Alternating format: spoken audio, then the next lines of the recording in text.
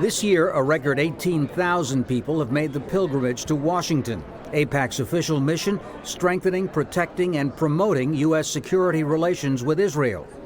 That means lobbying effectively for more military aid to Israel, and in past years fighting to prevent some advanced arms sales to Arab governments, like the AWACS radar planes to Saudi Arabia, which Israel once opposed.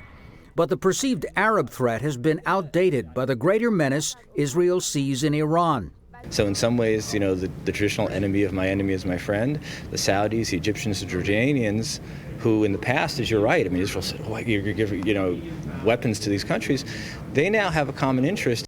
Last year, AIPAC confronted the Obama administration by lobbying Congress to reject the deal that froze Iran's nuclear program. But that campaign failed, and it undermined AIPAC's traditional policy against taking sides between Democrats and Republicans in the U.S. political arena. Still, the group promises to keep up the pressure on Iran.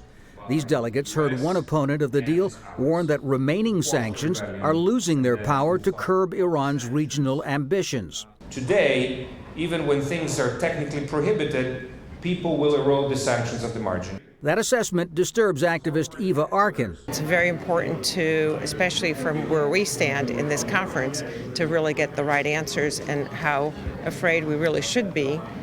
And how deep the problem is.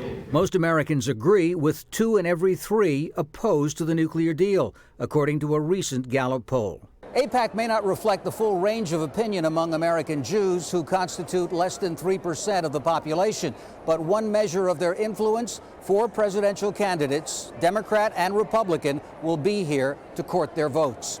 Tom Ackerman, Al Jazeera, Washington.